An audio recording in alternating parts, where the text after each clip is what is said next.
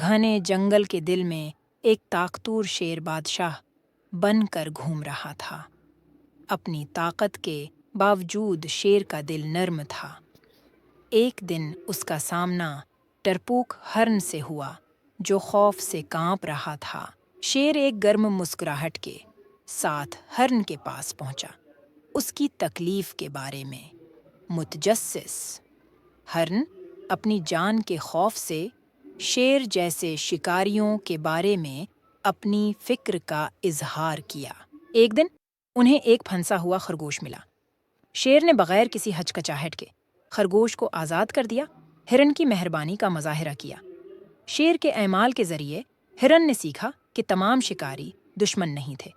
ان کی دوستی نے جنگل کے جانوروں میں اتحاد پیدا کیا۔ شیر اور ہرن نے جنگل کو سکھایا کہ حقیقی طاقت رحمدلی اور ہمدردی میں ہے۔ ایک ساتھ وہ ہمیشہ کے لیے جنگل کو بدلتے ہوئے خوشی سے رہتے تھے۔